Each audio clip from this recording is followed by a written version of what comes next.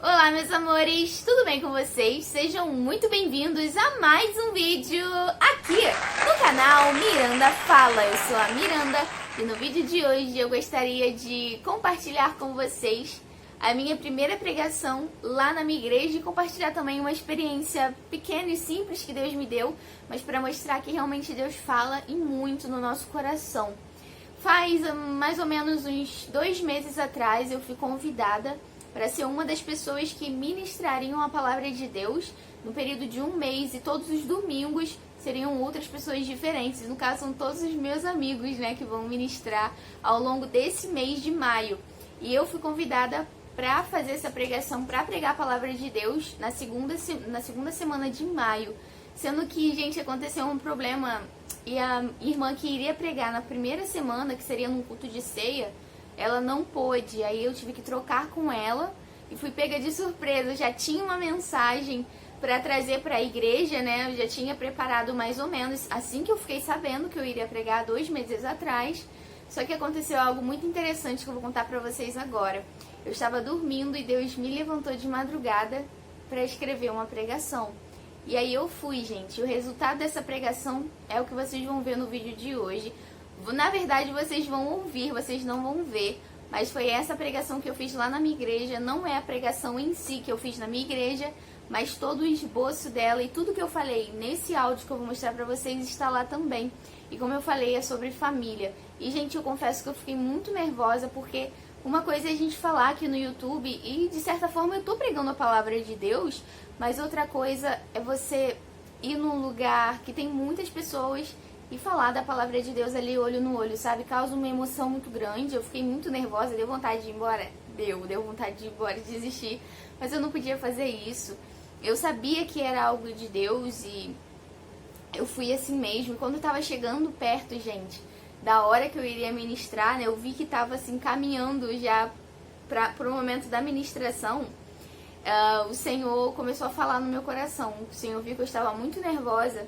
E a palavra que o Senhor me deu fica lá em 1 Josué, no capítulo 1 e no versículo 9. E o Senhor falou exatamente isso no meu coração, sabe, gente? O Senhor falou assim comigo: não te mandei eu? Esforça-te, tem bom ânimo, não temas e nem te espantes, porque o Senhor, o teu Deus, é contigo, por onde quer que você andar. Foi exatamente essa frase que o Senhor falou no meu coração, no momento que antecedia eu subir naquela igreja ali, naquele púlpito, com aquela igreja cheia de pessoas, para ministrar sobre família. E, gente, foi algo incrível, foi uma experiência maravilhosa que eu vivi. Eu sei que foi Deus purinho em tudo. Eu já tinha mensagem, mas Deus falou: não, eu não quero que você fale isso, eu quero que você fale outra coisa. E me deu a mensagem que vocês vão ouvir aí agora. Eu creio que essa mensagem vai abençoar muito a vida de vocês. Você que ainda não tem família também, uma família sua, você que não é casado, também eu acredito que vai te abençoar bastante. Vai abençoar tanto os casados quanto os não casados. Eu creio que foi uma mensagem de Deus mesmo, sabe? Deus me usando. E no momento que eu estava lá, eu falei: eu sou só a porta-voz de Deus. Eu não sou ninguém, não fui eu que criei essa mensagem, mas sim o Senhor falando por mim. Eu quero que o Senhor me use nesse momento, sabe? Foi isso que eu falei ali na hora. E eu creio que Deus fez uma obra maravilhosa através dessa mensagem. E o mais importante, gente, sabe? Eu creio que através dessa primeira mensagem que eu coloquei lá na igreja, que eu preguei, mais portas se abrirão para que eu traga mais mensagens. E sabe o que pode acontecer, gente? Vocês sabem que eu faço parte de uma Assembleia de Deus. É uma igreja que tem a doutrina totalmente diferente da que a gente acredita aqui. Eles são pré-tribulacionistas, acreditam em muitos misticismos. Enfim, eu tô lá porque vocês sabem, o Senhor não me permitiu sair de lá. Creio que tem uma obra muito grande para ser feita ali. E, gente, olha só, que porta grandiosa que se abriu. Um dia, se eu for chamada para ministrar em um tema livre, eu posso ensinar as 2 casas de Israel para minha igreja, sabe? Então, também essa mensagem é para vocês que estão desistindo das suas igrejas. Orem ao Senhor, porque às vezes o Senhor não quer que você desista da sua igreja, mas quer te usar para transformar a sua igreja. Talvez eu esteja sonhando alto demais, mas eu sei que talvez Deus tenha uma obra para fazer muito grande ali. E eu sei que essa obra está começando. Então eu queria compartilhar com vocês essa mensagem que eu trouxe num culto de ceia da minha igreja. Foi no 1º domingo de maio, eu nem sei a data exata, mas essa mensagem que vocês vão ouvir foi no 1º domingo de maio, tá bom, gente? Eu espero muito que essa mensagem abençoe a sua vida. E vamos dizer que é o nosso primeiro podcast aqui do canal, que vai ser somente a voz, mas eu creio que essa mensagem vai edificar muito a vida de vocês. É isso, gente. Um beijo no coração de cada um de vocês. Fiquem com a mensagem agora. A paz do Senhor a todos, amém. Eu gostaria de primeiramente agradecer a minha oportunidade de estar aqui, agradecer por estar trazendo um conteúdo sobre família. E para quem não sabe, nós vamos fazer durante o período de todo um mês cultos voltados para a nossa família. Todos os domingos deste mês vai ser voltado para a família e eu tive a honra e a oportunidade de estar abrindo uma mensagem falando sobre família. E já para a gente ser direto e não perder muito tempo, já que a gente sabe que hoje é um dia corrido, tem ceia ainda para decorrer nesse culto, eu gostaria de já abrir a nossa palavra para que pudéssemos começar a ler. O título da mensagem, da pequena mensagem que eu trouxe para os irmãos, é Uma Família sobre a Rocha. É isso mesmo, não uma casa, mas uma família. Aliás, a casa ela já faz referência à nossa família. Mas eu gostaria de embasar mais ainda essa ideia para todos os irmãos aqui essa noite. Nós vamos abrir as nossas Bíblias, a nossa palavra, lá em Mateus, no capítulo 7, no versículo 24 até o 27, que vai nos dizer assim, e é muito bom que paremos um pouquinho agora para meditar no que esse texto diz, porque embora ele seja muito pequeno, parece uma parábola tão simples, mas a gente pode tirar tantas coisas, tantas lições dessa parábola. Vai dizer assim pra gente nessa noite. Portanto, quem ouve estas minhas palavras e as pratica, é como um homem prudente, que construiu a sua casa sobre a rocha. Caiu a chuva, transbordaram os rios, sopraram os ventos e deram contra aquela casa. Mas ela não caiu, porque tinha seus alicerces sobre a rocha. Mas o que ouve estas minhas palavras e não as pratica, é como um homem insensato que construiu a sua casa sobre a areia. Caiu a chuva, transbordaram os rios, sopraram os ventos e deram contra aquela casa. E ela caiu, e foi grande a sua queda. E foi grande a sua queda. Louvado seja o nome do Senhor. Essa é a palavra base que eu quero deixar para os irmãos, para que vocês não só aqui meditem, mas também quando vocês chegarem na casa de vocês, que a gente possa colocar em prática tudo aquilo que vai ser falado nessa noite. A primeira questão que nós podemos tirar desse texto é descobrir quem são esses elementos, a casa e a rocha. O que é a rocha? A rocha nós sabemos que é Cristo, firme fundamento, onde a nossa casa deve estar alicerçada. Mas o que seria essa casa? Será que essa casa poderia ser apenas indivíduos? Eu, você, eu e meu esposo? Como funcionaria isso? Será que essa casa são apenas indivíduos ou podem ser representados pela nossa própria família? Nós vamos ler lá em Marcos, no capítulo 10 e no versículo 7 ao 8, vai nos dizer assim: Por esta razão, deixará o homem pai e mãe, e se unirá à sua mulher, e os dois se tornarão uma só carne. Assim, eles já não são mais dois, mas sim uma só carne. Então, o que eu entendo com isso? Que essa casa firmada e alicerçada na rocha não é apenas eu ou o meu esposo como indivíduos, mas sim somos um. E se somos um, essa casa é a minha família, é a sua família também. Então, o que é a rocha? Cristo. O que é a casa? A nossa família. E precisa estar alicerçada sobre a rocha. Nós vamos falar um pouquinho, dar dicas, dar uma receita de como ter uma casa estruturada sobre a rocha. Vocês vão ver que é tão simples. É que muitas das vezes a gente dificulta tanto isso. A gente coloca tantas coisas e na verdade a gente não faz nem o básico, a gente não consegue nem fazer o básico. E agora trazendo para outro ponto. O que poderia simbolizar essas chuvas e esses ventos batendo com ímpeto sobre essas casas? Essas chuvas e esses ventos são as dificuldades da nossa vida, as dificuldades cotidianas, as nossas adversidades, as tribulações do nosso dia a dia. Que família não passa por problemas? E o mais interessante disso, trazendo aqui para uma ilustração para os irmãos, é que se a gente for perceber, tanto o homem insensato quanto o homem prudente passam pelas mesmas adversidades.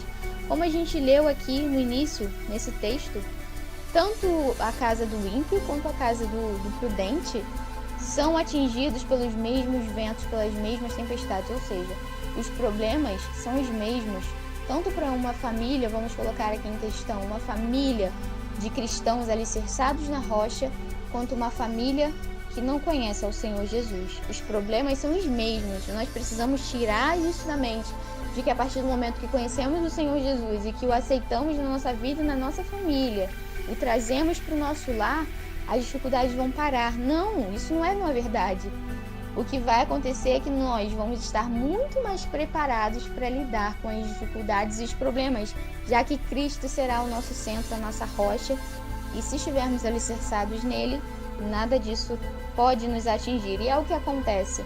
A casa do ímpio cai, mas a casa do justo permanece, a casa do sensato permanece.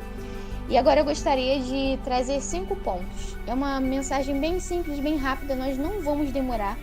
Nós vamos trazer 5 pontos aqui. Eu coloquei esses 5 tópicos que eu gostaria que nós prestássemos atenção neles, porque eu coloquei como se fossem uma receita pra gente.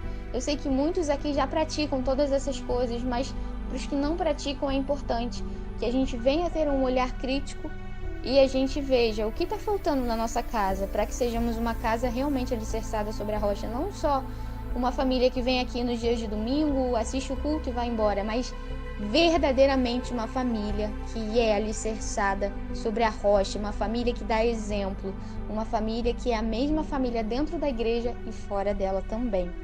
No ponto número 1, eu gostaria que vocês relembrassem o que nós lemos no início.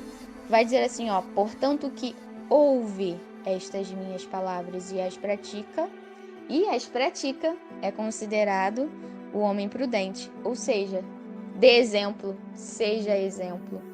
Não é o que simplesmente ouve, porque ouvir é muito fácil. Nós vemos Jesus e a multidão, por exemplo. Quantos foram os escolhidos para serem discípulos e viver a vida de Deus, e viver a vida com Jesus? Foram apenas 12.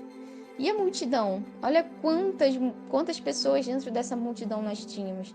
Então é muito fácil a gente apenas ouvir. Mas Jesus quer pessoas que realmente pratiquem o Evangelho de Cristo, que carreguem a cruz de Cristo e que sejam verdadeiros exemplos, eles e suas famílias, nós e nossas famílias. Então, o que nós vemos já nesse texto no início é muito revelador. Bem-aventurado é aquele que ouve e pratica. Ouvir e praticar, ou seja, ouvir aqui e praticar hoje ainda, ter ações, ter obras, melhorar aquilo que precisa ser melhorado. Esse é o ponto número 1 que eu gostaria de trazer para os irmãos. Não sejamos apenas crentes de dia de domingo, de dia de terça-feira, que apenas vem assistir o culto, mas nós devemos praticar isso também dentro da nossa casa. No ponto número 2, eu coloquei assim, esse é o nome do tópico. Não se contaminem com o mundo. Sejam santos, sim. A nossa casa precisa ser santa. Nós não podemos nos contaminar com as coisas que nos rodeiam.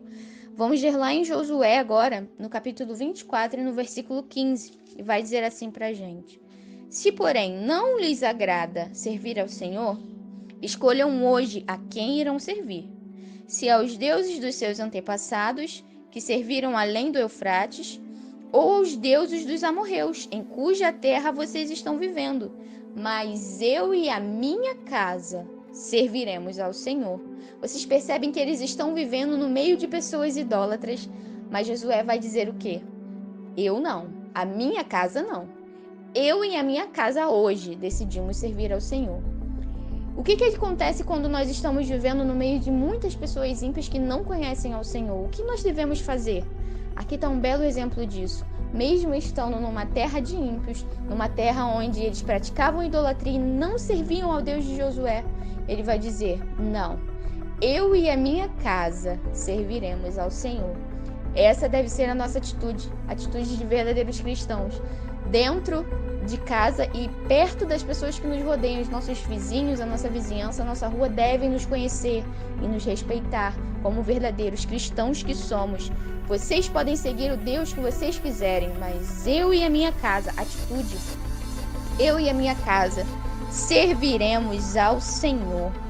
O próximo tópico que eu gostaria de trazer para os irmãos, talvez seja um pouquinho polêmico, mas eu acho que é algo que deve ser falado também dentro das igrejas, E esse tópico vai ser relacionado aos casais, porque nós falamos aqui de bom testemunho, nós falamos aqui de ouvir e praticar, mas agora nós vamos mexer também nessa casa acerca dos casais, vamos mexer mais necessariamente nos casais, porque isso tem faltado em muitos casais. Durante algum tempo nós temos perdido a essência do que é o casal prescrito na Bíblia, o que é um casal bíblico. Deus ordenou que fosse dessa forma. Nós vamos ler agora em Efésios 5, do 22 ao 25, e eu coloquei o nome desse tópico escrito assim: casais, exerçam os seus papéis. Nós temos esquecido, temos acreditado que um papel é mais importante que o outro. É isso que estão pregando para nós com o tal do feminismo? Não, mas nós não podemos ser menores do que os homens, nós mulheres. Isso está errado. Não é que somos menores, não é que somos inferiores, mas temos papéis diferentes. Nós vamos ler isso aqui agora. E vai dizer assim: mulheres, sujeitem-se aos seus maridos, como ao Senhor, pois o marido é o cabeça da mulher, como também Cristo é o cabeça da igreja, que é o seu corpo, do qual ele é o Salvador. Assim como a igreja está sujeita a Cristo, também as mulheres estejam em tudo sujeitas aos seus maridos. A gente vai ler o versículo de baixo também, mas eu gostaria de comentar sobre isso. O quão perigoso isso tem sido na nossa geração, essa questão do feminismo, e até mesmo no meu dia a dia eu me pego no embate sobre isso, sobre essa questão do feminismo. Isso acaba penetrando pouco a pouco dentro da nossa casa, e é algo que as mulheres, nós não devemos deixar acontecer. Os nossos maridos devem ser respeitados dentro de casa, devem ter a voz principal. Sim, é isso que a Bíblia está dizendo. Eles são o cabeça da nossa casa, mas não menos importante, nós somos o corpo. Ou seja, a nossa posição é super importante, tanto a nossa como mulher, quanto deles como homens, mas são posições diferentes, não inferiores umas às outras, mas diferentes. Cada um deve assumir a sua posição de maneira diferente, é claro, mas na mesma importância. O que seria da cabeça sem o corpo? O que seria do corpo sem a cabeça? Então, basta a gente ter um pensamento lógico. São posições matrimoniais diferentes. O homem é o cabeça da casa, a mulher é o corpo. Então, se o homem é o cabeça, ele merece esse respeito, ele merece essa voz dentro de casa. Porque, infelizmente, nós temos visto muitas mulheres querendo ter mais voz do que os seus maridos. Não é machista o que eu estou dizendo, isso é uma verdade. Mulheres sendo os cabeças de uma casa, quando na verdade os homens deveriam ter esse papel. Eles são os provedores, eles são os que defendem a família, os que se impõem sobre a família. Mas não fica por aí, tem um outro versículo também que nós vamos ler e vai dizer assim: maridos, agora é para eles. Maridos, amem as suas mulheres como Cristo amou a igreja e se entregou a si mesmo por ela. E eu gostaria de fazer uma pergunta muito simples para cada marido que se encontra aqui nessa noite. Será que você realmente tem amado a sua esposa como Cristo amou a igreja? Porque Cristo se compadeceu tanto da sua esposa que morreu por ela. E mesmo com as suas tantas imperfeições, mesmo diante de tantas falhas da igreja que somos nós, mesmo assim ele nunca desistiu de nós. Será que hoje os homens têm dado conta de amar as suas mulheres, respeitá-las, porque amar também é respeito, o amor é respeitoso. Será que os homens têm respeitado e amado, têm tratado com carinho as suas esposas da mesma forma como Cristo? Olha a responsabilidade. Se tem alguém que tem uma responsabilidade assim extremamente grande, eu diria que é o homem. Porque olha a responsabilidade dele. Ele deve amar a sua esposa como Cristo amou a igreja. Cristo morreu pela sua esposa. Ele deu a vida para salvar ela.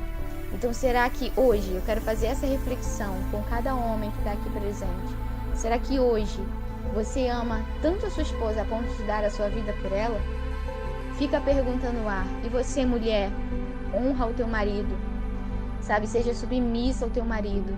Porque ele é o cabeça e você é o corpo. E ambos são importantes para o corpo. Tirem isso da mente de que uma posição é mais importante que a outra. Não. Cada um tem a sua importância dentro desse corpo que é a família. O homem é o cabeça, a mulher é o corpo. Então eu gostaria de trazer essa reflexão para nós, que a gente não deixe as coisas contemporâneas atingirem na nossa casa, o nosso casamento, porque o homem e a mulher são a base disso tudo, depois vem os filhos. E é o próximo tópico que nós vamos falar agora, o tópico 3. O tópico 4, na verdade. Nós vamos falar no tópico 4 sobre isso. E o nome desse tópico que eu coloquei é muito interessante. Vai dizer assim: filhos, obedeçam a Deus e aos seus pais. Por que eu coloquei filhos, obedeçam a Deus e aos seus pais? Porque é algo muito interessante o que eu estava pensando e refletindo quando eu estava escrevendo essa mensagem. Por que a Deus em primeiro lugar? Porque os filhos, na verdade, eles não vão nos obedecer pelo que nós falamos, mas pelo exemplo que nós damos. Infelizmente, nós não vamos estar em todos os lugares com eles. Infelizmente, isso não acontece. E vai ter um momento que eles vão estar sozinhos, vão ter as decisões deles, mas tem um que vai estar com eles, mesmo quando nós não estivermos. E se nós estruturarmos os nossos filhos para saberem disso, para terem o temor do Senhor, mesmo quando eles estiverem longe de nós, eles não vão pecar, eles não vão fazer a má escolha, porque eles sabem que o Deus ao qual nós servimos é onipresente, ele está em todos os lugares. Então o que você vai dizer para o seu filho? Eu posso não estar em todos os lugares, mas o nosso Deus, o Deus de Israel, está. Então, as suas decisões, talvez eu não esteja vendo, mas o nosso Deus está. Sem mais enrolação, eu gostaria que nós lêssemos um pouquinho acerca dos filhos agora.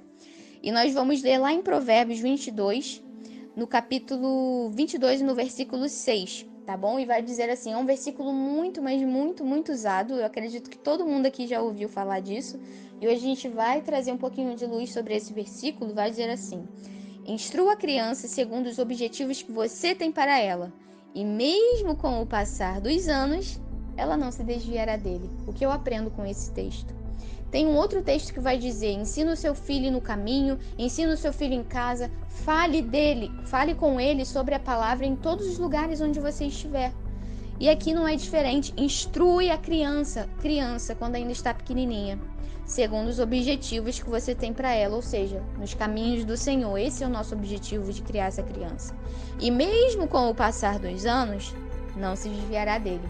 Ou seja, mesmo que cresça, quando essa criança crescer e tiver uma idade mais madura, estiver amadurecendo, estiver numa posição de fazer escolhas, como é a fase da adolescência, eu sei porque eu passei por isso não faz muito tempo, né?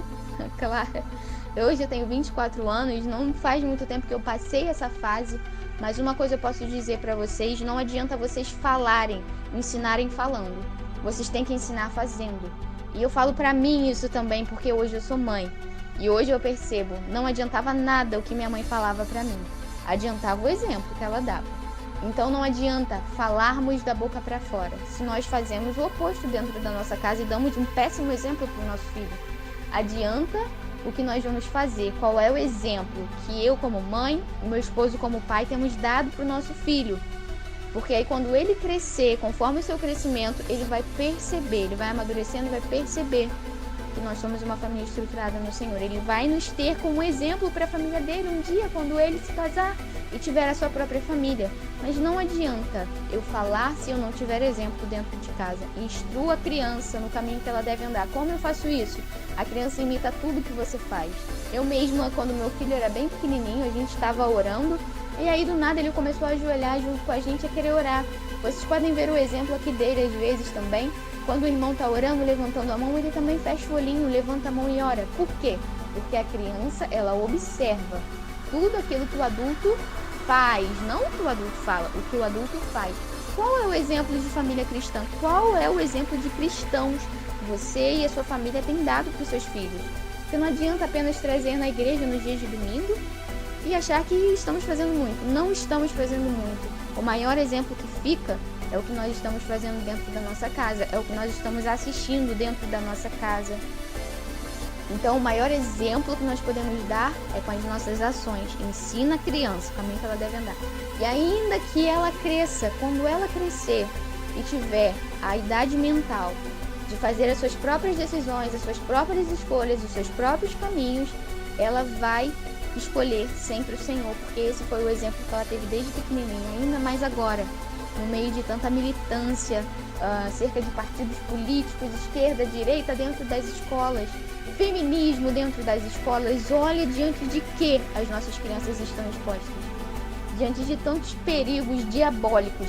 E pior ainda, na escola, onde nós não estamos observando elas, nós não estamos sabendo o que está sendo ensinado para as nossas crianças. Nós temos um mundo totalmente globalizado, onde infelizmente tem se levantado um governo muito anticristão, e isso vai piorar, é bíblico. Então, como criar a criança no caminho que ela deve andar nos dias de hoje?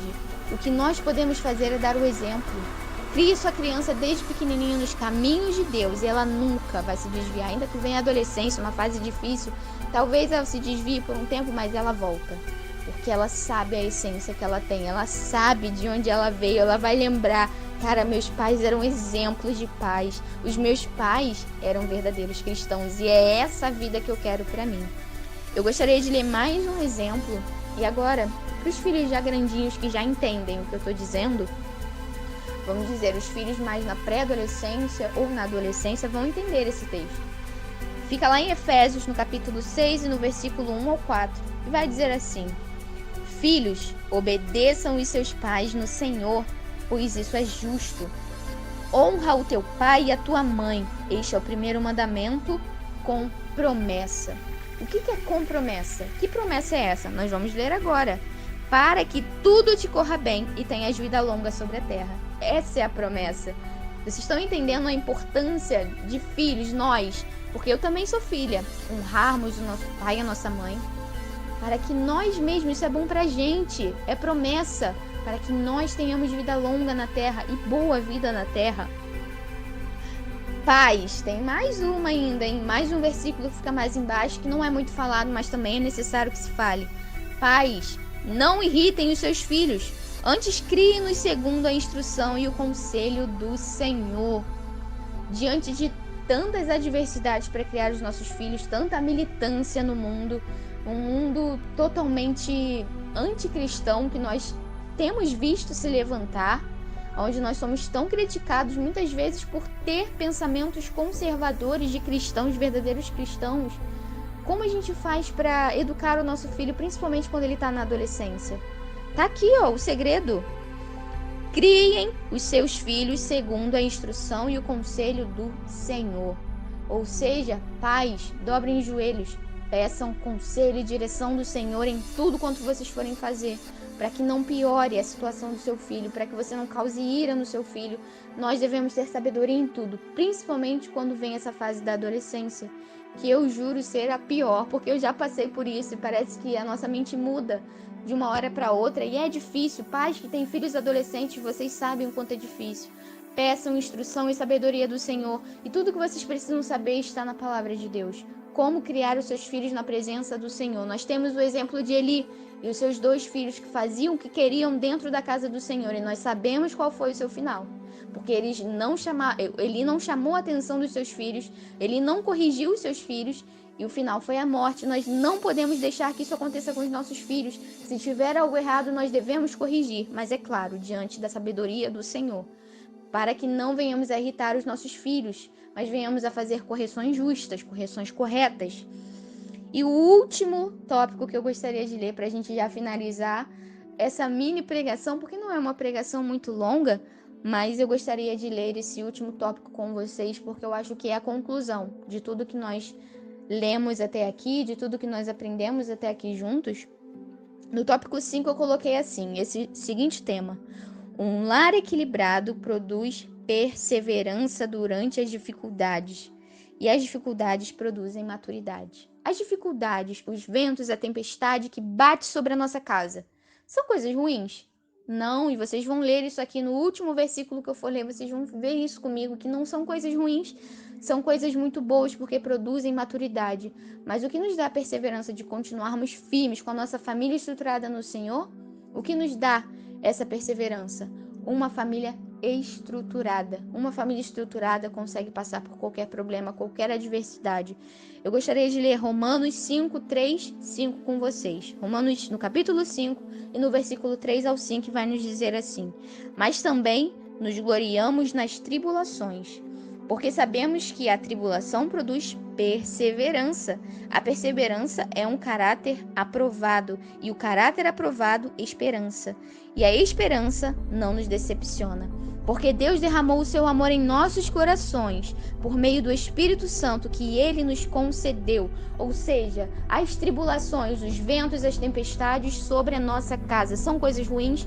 Não, você vê que vem sobre a casa do ímpio e vem sobre a casa do justo, mas a diferença é que o justo tem a sua casa estruturada sobre a rocha, uma casa completamente alicerçada nos caminhos de Deus, nos caminhos do Senhor. Essa casa ela ouve, mas pratica também. Esse é bem-aventurado, porque ele ouve todas essas coisas e põe em prática na sua casa, na sua família.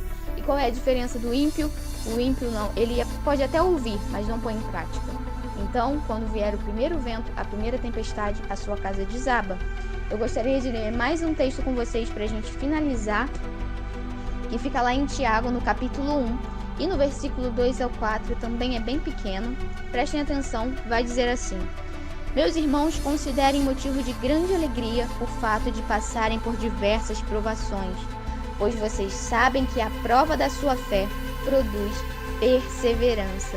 E a perseverança deve ter ação completa, a fim de que vocês sejam maduros e íntegros, sem lhes faltar coisa alguma. Vocês estão vendo como na tribulação nós conseguimos produzir perseverança nas adversidades. Nós conseguimos ficar mais fortes a cada dia que vem as tempestades. As tempestades nós precisamos tirar da cabeça que são coisas ruins. Não, as tempestades, na verdade, são permissões de Deus para a nossa vida, para o nosso amadurecimento, para o nosso crescimento. Porque quando somos maduros, não é qualquer tempestade que nos derruba. Na verdade, se formos maduros o suficiente, pode vir até um tsunami sobre a nossa casa, mas a nossa casa está alicerçada onde? Na rocha, que é Cristo, o firme fundamento. Então a nossa casa não tem chance alguma de cair, porque Cristo é o alicerce. Com Cristo sendo o alicerce, não nos falta coisa alguma, como está dizendo aqui no texto. E a perseverança deve ter ação completa, a fim de que vocês sejam maduros e íntegros. Íntegros é o que, gente? Integridade. Eu não me vendo, eu não troco a presença de Deus por nada na minha casa. Eu não me misturo, como foi o tópico 2 que nós vemos. Vocês podem servir a outros deuses se vocês quiserem, mas eu e a minha casa serviremos ao Senhor. Sejam íntegros, retos, tomem posição de verdadeiros servos do Senhor dentro da sua vizinhança, dentro da sua casa. Os seus filhos vão ter um ótimo exemplo do que é verdadeiramente um casal cristão, uma família cristã, e todos vão seguir esse mesmo caminho de Cristo. Essa era a mensagem que eu gostaria de trazer para os irmãos. E agora, no tópico 4, a gente vai só trazer um resumo de tudo o que foi falado, para que a gente venha relembrar isso. E hoje, a partir de hoje, sejamos homens prudentes, que venhamos ouvir estas mensagens, mas também praticá-las, guardá-las na tábua do nosso coração, para não esquecermos dessa mensagem, colocarmos em prática hoje. Eu mesma preciso colocar em prática hoje as coisas que ainda estão me faltando. No tópico 1, nós falamos de ser exemplo, cartas vivas. Seja exemplo, bem-aventurado o homem que ouve e pratica. É ouvir e praticar obras, coloque em prática. No tópico número 2 falamos: sejamos santos, sem mistura ou contaminação. Eu e a minha casa serviremos ao Senhor. Vocês podem servir aos seus deuses, não tem problema, mas eu e a minha casa não. Nós serviremos ao Senhor. No tópico 3, muito importante que nós falamos: casais exerçam os seus papéis. Os seus papéis são importantes. Não existe um papel menor do que o outro, mas sim papéis essenciais. Foi assim que Deus criou para ser. Cada um tem o seu papel. Homens, cabeça da casa. Mulheres, o corpo. Ambos têm importância um para o outro e diante de Deus também. No tópico 4, nós falamos sobre os filhos, que eles obedeçam a Deus e aos seus pais. Porque se eles obedecerem a Deus, eles vão obedecer aos pais também. Porque Deus, eles têm que obedecer o tempo inteiro. Deus é onipresente, Ele está em todos os lugares. Mesmo quando eles tiverem que tomar uma decisão muito difícil, eles vão estar alicerçados, porque eles sabem que Deus está ali observando. E, obviamente, quando tiver que obedecer aos pais, ele vai obedecer, ele vai ter o temor do Senhor. Ensine os seus filhos o temor do Senhor. E no número 5, para a gente finalizar, a gente falou sobre a perseverança diante das tribulações, porque foi esse o motivo de aquela casa do homem sensato, do homem prudente estar de pé diante das dificuldades e das aflições que vieram sobre aquela casa, porque ele estava alicerçado na rocha, ele tinha perseverança. E é interessante que eu vou ler aqui para vocês o tópico 5 novamente, vai dizer assim, o resultado, eu coloquei assim: perseverança e maturidade para suportar qualquer vento ou tempestade e permanecer de pé. Bom, gente, essa era a mensagem que eu gostaria de trazer para os irmãos. Não foi uma mensagem muito longa, mas eu creio que eu falei tudo que o Senhor me colocou no meu coração para falar. Foi uma mensagem que Deus me chamou durante a madrugada para começar a escrever, e eu tinha uma outra mensagem para falar sobre família, mas Deus foi me dando outras coisas. E agora essa mensagem, esse esboço que eu fiz aqui está totalmente diferente do primeiro. Mas eu creio que com certeza abençoou o coração dos irmãos e trouxe algo de edificante para as nossas vidas. Amém?